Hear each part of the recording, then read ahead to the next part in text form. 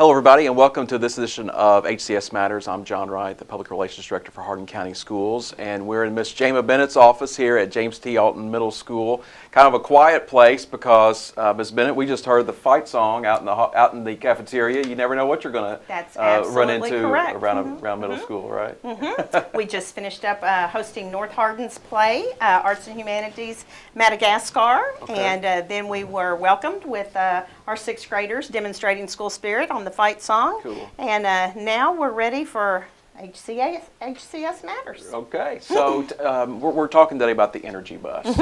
And so tell us what the Energy Bus is and how James T. Alton is involved with the Energy Bus. Okay. The Energy Bus is actually a nationwide, let's see, it's a program, but at the same time it's a way of transforming school culture. And the funny thing about it is it's not just school culture. For example, my husband was at a car dealership a couple weekends ago, and the owner of the car dealership was reading the Energy Bus and planned to have his employees read the Energy Bus. So I think it is something that literally is starting to get out there as word amongst the community and parents and people, and they're finding that there may be something to this getting on the bus thing. And it really is kind of a contagious, literally, I think getting on the bus is probably perfect terminology because it really is kind of a contagious movement, isn't it? Probably the best way to put it. It is, and it's been really, this is our second year of doing the Energy Bus program. And how it came about is I am a huge John Gordon fan. As you can see by my table here, those are several of his books. And his books are very small, so it doesn't take you any time to read them. And they always have a story connected to them. So we read the Energy Bus. We read it as a faculty and staff, and we started kind of modeling some of the principles, and then I just happened to be on Twitter and noticed that there was actually an Energy Bus for Schools learning journey. So I messaged Nikki Spears, who is the Chief Energy Officer for this program, and we connected, and J.T. Alton Middle School was literally the first school in the middle school in the nation to join the program. There were they started with 5 pilot schools. 4 of them were elementary schools in different states, and then our middle school in Kentucky. So we kind of helped muddle through some of the waters and roll out the program for them. So that's kind of how we got started. So I know Mr. Gordon was at a Kentucky Association of School Administrators conference back in, I guess it was a couple years ago, maybe. Actually, it was this past summer. Past summer. Time flies when you're having fun. But what did you pick up there in listening to Mr. Gordon, and maybe something that you brought back to Alton? What is so cool, you know, I'd always had a desire to meet him because he's on Twitter as well, and we can correspond, and then he did a little welcome video to our students whenever we joined the Energy Bus. But when you read those kinds of things, you have a tendency to think about the author and think, are they really that positive and that upbeat all the time, or do they just write good books? And I'm here to tell you that John is that person. But what's really cool is he didn't used to be that person. He had gone through a lot of trials and tribulations in his life to get to this point, and now he has taken what he learned and putting it out there in the form of his books, and now helping schools as well as corporations. He works with businesses. He works with NFL teams using that book, The Energy Bus. And so a lot of people will say, that's an elementary thing.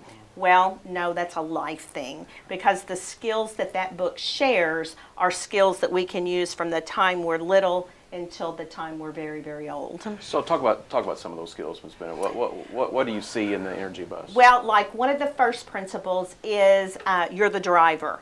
And sometimes it's so hard for kids, especially middle school kids, to realize that they are the ones that are in charge of what happens to them every single day. It's 10% of what happens and 90% of your attitude is and how you respond to it. So helping these kids to be equipped with skills that let them know, hey, you drive your bus, not the person that tried to get you in trouble, or not the person that tried to convince you to do something that you knew you shouldn't have been doing, but you're the driver. One of the recent principles that we have worked on is loving your passengers and transforming negativity, 2 principles. And if you see our showcase out here, it's a big Love Your Passenger showcase, and it has folders beside the showcase that have compliment cards, and there's a QR code where students can do shout outs to one another. They can do them to their teachers. Teachers can do them to students. Teachers can do them to employees. I walked down the hall the other day and was taken aback when I looked up and somebody had taken and printed red hearts that said you are loved, and evidently they came in over the weekend and taped them on every single locker in this building. Wow. To let our kids know that we do love them. If you look on the door facings of a lot of doors out here, you will see notes that kids have written to teachers and administrators, kind notes. You'll see lots of things with our kids in terms of shout outs on the morning announcements and on the afternoon announcements and on social media. So we're trying to help kids realize that kindness goes a long, long way. And even though you may not always like someone's behavior, we still love our passengers. And the transforming negativity piece, I said to someone just the other day, I believe this has been one of the greatest years in terms of our faculty and staff and the cohesiveness, because everybody focuses on the positive. And very rarely are we dealing with negativity. In this day and time, there's a lot of things we can be negative about in education, and we try to make sure that everybody understands, you know, it's 90% of how we respond. Right. Students in middle school, I have a middle schooler, so I feel I can say this. It seems like they're kind of sometimes too cool for school. I mean, that is a weird age. I mean, I don't think it's any secret. So how have you created student buy-in with students who are kind of stuck between elementary and the big bad world of high school? How have you created buy-in from them? You know, with 6th grade, it's very easy because they're still transitioning from elementary, and they still have a little bit of buy-in to just about anything you want to get them to buy into. 7th grade, as long as their hormones are intact, they're pretty easy to work with as well. Right. But once you get to 8th grade, we did have some of our 8th grade, especially males, that wanted to kind of be resistant and tell us that this is an elementary program. So I brought them in and I asked them, well, how much do you know about the Energy Bus? Do you even know who wrote it? Well, what do you know about the person that wrote it? Well, here's what I'd like for you to do. I'd like for you to do a little bit of research about John Gordon and find out who all he works with in terms of the Energy Bus. And then you come back and tell me if that's strictly an elementary program. And what I was hoping that the boys would see, which they finally did, was you have NFL players, you have college players, you have, there's banks, there's corporations. I referenced the car dealership. It is a way of life more than a program. And that's what I think is so cool about it. Now, how has staff responded? We talked about students. How have staff responded through it? You know, it's really funny. I still don't know who put up the "You Are Loved" signs, but I know it came from a staff member. Mm-hmm. So if you walk our halls, you will see different things that relate to the Energy Bus that the teachers have done. I have not asked them to do it. They have done them on their own. Just yesterday, one of our students participated in a webinar with the Energy Bus where there were other middle school students and elementary students across the United States. And that was really cool. And Nikki Spears was so impressed with our student that she is asking about the possibility of doing some one-on-one taping with her. So Nikki's visited our school a couple times, and her energy is contagious. But you know, I think once we got it off the ground, positivity breeds positivity. And we have a lot to be proud of here. We truly love our kids. I think that is the one thing, in my opinion, that outweighs test scores tenfold, is letting these kids know that they are loved and that they are in a safe and secure environment. And so adding these principles to it will help them carry them through, hopefully, for the rest of their lives. Well, and that's what I've sit in those principals meetings with you all, and I don't every time I feel so sorry, I guess is the right word, because you all are so bombarded with instructional material and things you have to do for KDE, things you have to do for the district, and everything instructionally.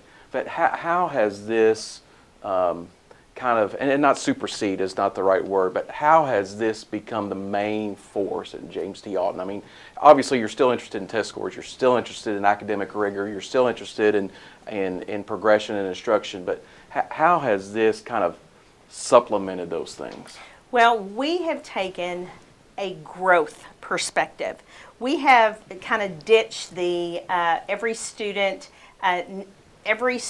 has to be proficient perspective, and gone with every student needs to be met where they are, and they need to grow a minimum of 1 year every single year. So we have focused more on everybody can grow, just like everybody can be kind. And then when we take our MAP test, the kids set goals for themselves, and then they are so excited when they meet or surpass their goals. And so those kind of things, letting the kids know that we care about them academically, we care about them in every single way, I think that has transformed them to say, okay, we can try just a little bit harder. We can work just a little bit harder. We know we can grow. So it's really hard to tell how it's transferred over. To me, it's just more of an overall culture thing between students and teachers and students and administrators. I don't know. It's just a unique environment, and I couldn't be happier to see it going on. Kind of hard to describe. It is very, very hard to describe, and sometimes you think of those things being more predominant in an elementary school than a middle school. But we like to have fun with our kids too. Sure. So. When you called Nikki and John Gordon's group about, hey, I'm a middle school and I want to be a part of this, what was their reaction to it? I mean, well, what was really cool is they did not have a middle school that had contacted them to be a pilot school. I guess I was just lucky when we stepped in, and so she came and presented it to our staff. And we kind of said, why not? Because it's a program that you can tailor to the needs of your school. It's not a program that is set in stone where you do this, and then you do this, and then you do this, and here's all the paperwork that goes with it. Kind of like 7 Habits. 7 Habits is kind of like that. It is very much a program that you tailor to your school. So like once a month, we review a principal. And on Flex Friday, which is our last Friday of the month, we do things with the energy bus and growth mindset and different things on that Friday. And so we introduce it, we reinforce it, and then we practice it for the entire month before we go on to the next principal. So in our school, that's what's worked really, really well. And then we have great big signs posted throughout the school that says you're on the energy bus, and it lists what the different principles are to reinforce that on a continual basis. So I guess you guys are kind of a trailblazer as far as middle schools go. Have you Have you gotten feedback from any of the middle schools or any other middle schools saying, hey, I want to come see what James T. Alton Middle School is doing in regard to the Energy Bus? Well, ironically, I have received some emails and phone calls from some middle school principals in other states when our name was given as being a pilot school. Now, here in Hardin County, Heartland Elementary got on board. I believe this is their first year. And then I've been working with a couple other school counselors in the district wanting to learn more about the project. We did try to roll it out there with some more middle schools and some more high schools, but I just don't think they were ready to take on something else at this point in time. Sure. Mm-hmm. So what is the difference? What are the differences that you have noticed and that the Energy Bus folks have noticed between the implementation at the elementary and the implementation at the middle school level? You know, I really can't speak to that because the elementary schools that feed us are not Energy Bus schools. Okay. But there are still, like I know that Vine Grove Elementary practices a lot of the concepts of the Energy Bus. It's just not in the format that the Energy Bus, gives us. They're doing kindness initiatives and they're doing all those kinds of things. They just have not been officially named as an Energy Bus school. So I'm hoping it's the high school that will see the big difference once our kids get into high school. Okay, I've got that on my mind to ask you. Now, this is your second. This is your second school year. So the seventh graders have been through it now for 2 years. Are they kind of your litmus test, I guess, to see the growth and effectiveness of it? Yes, and ironically, there were 2 students that were 7th graders that wanted to add to the Energy Bus with a Project Beautiful, and they're some of the kids that develop signs to go in the restroom as positive reinforcement and some of those things. Our 7th grade kids, that is a class of kids right now that I don't see a lot of 7th grade kids. So I don't know if it's attributed to the Energy Bus, but they modeled the expectations well. They get it. I think so. Right. For the most part, you're in a middle school. There's always middle schoolers that are going to have their days. Right. But for the most part, I think they get it. I really do. Right.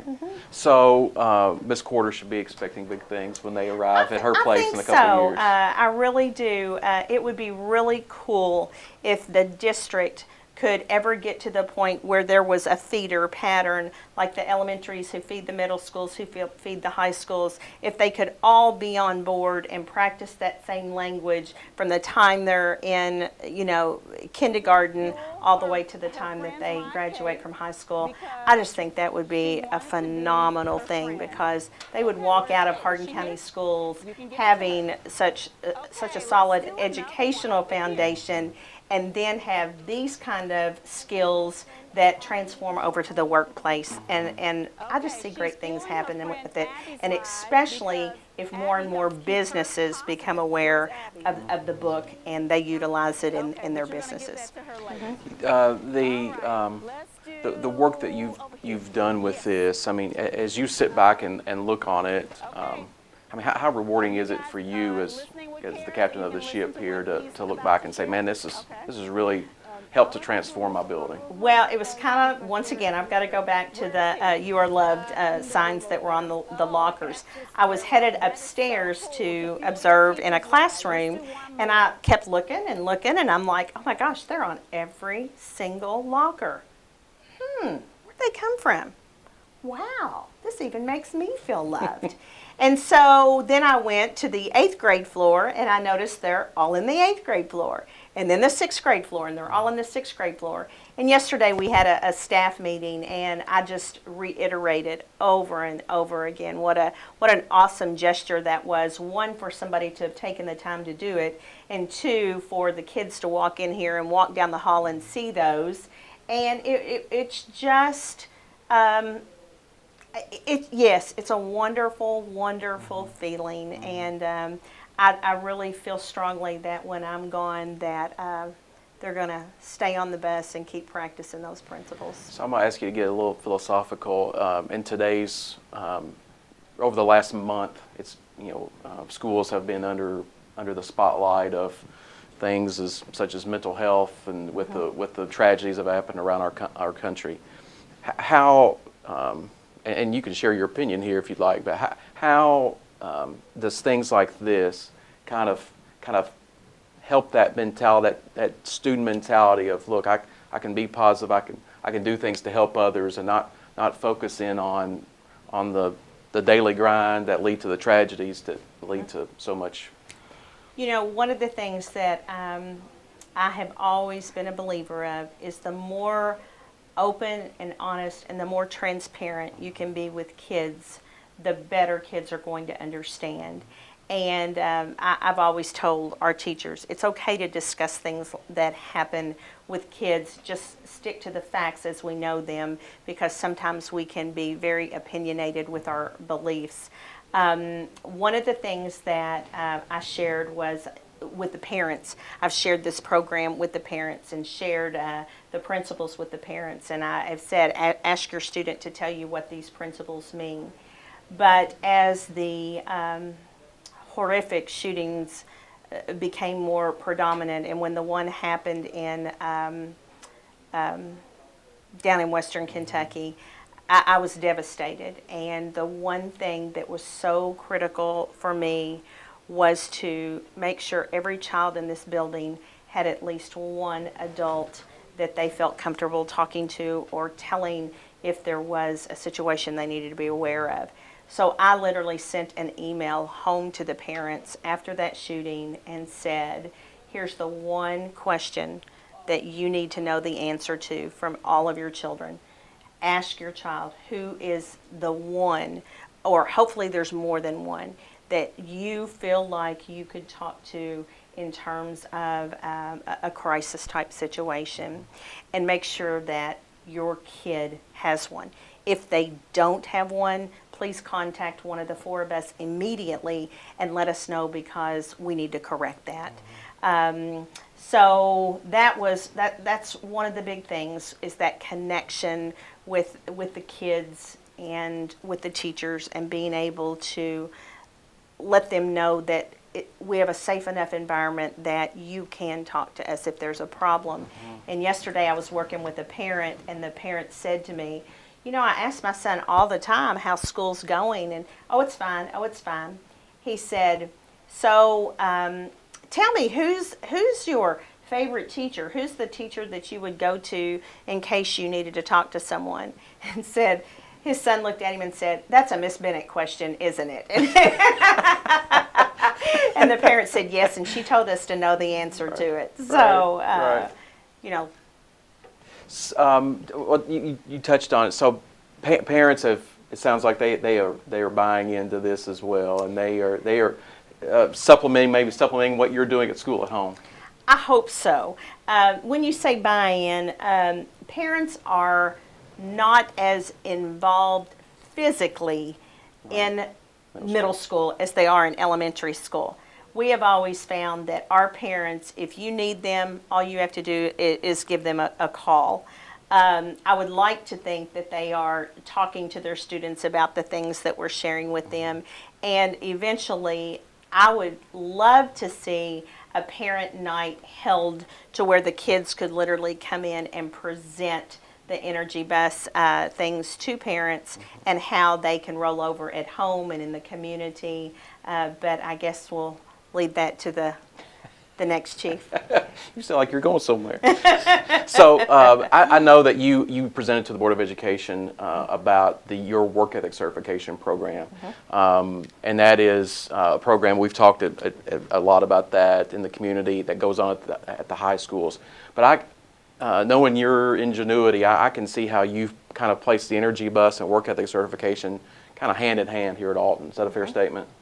Definitely. What I shared with the board was, whenever our teachers, our committee, did all the legwork for rolling out the rubric for the work ethic certification, and they deserve the credit for that, because they coordinated with the high school, and then used the high school plan and adapted it to what we felt was best for middle schoolers. And when we rolled it out, I expected 20 kids max to sign up for work ethic certification. And we had 54. Wow. And I just thought that number was phenomenal. And what's ironic is tomorrow is our Flex Friday day for February, and I have an announcement for the work ethics students to make sure they bring their folders and their binders, because I'll be meeting with them tomorrow to check their work and answer their questions and take them to the next steps. And it's going to be very, very interesting to see if I have all 54 back tomorrow. I hope I do. I really hope I do. Middle schoolers today are probably different than middle schoolers 10 years ago, who were different than middle schoolers 10 years before that. But is it fair to say that they go through so many different situations than I did as a middle schooler 35 years ago? And the energy bus, things like this are, I guess, needed. And I hate to say use that strong of a word, but I think they are. Well, society is so different from when you grew up and when I grew up. And, you hate to see values that are not emphasized as much as they used to be. And I'm one of those strong moral and value type people, and I felt like, okay, if we're not seeing it out in society, I wanted to make sure that the kids within our building were equipped with those skills. And we have great kids, we have great parents, and the majority of our kids get that, but I just want to make sure that it is reinforced on a continual basis, because I do think these are the soft skills that, in my opinion, a lot of times are a lot more important than a K-Prep score. Yeah, absolutely, absolutely. Well, Ms. Bennett, you're a great principal. You're a great leader, Thank you. Thank you. You just said something about going somewhere. I don't know what that talks about. But anyway, that's a different talk for another day. But we've enjoyed visiting with Ms. Jama Bennett, the principal at James T. Alton Middle School. If you're a James T. Alton parent and you don't know a lot about the energy bus, please talk to your child about it. Or more importantly, give Mrs. Bennett or Mr. Elmore or someone here at, or Mr. Roberts or Ms. Roberts, a call here at James T. Alton, and they can talk to you about that and how it is transforming lives and transforming just the confidence level and everything that goes on here at James T. Alton Middle School. Thanks for watching.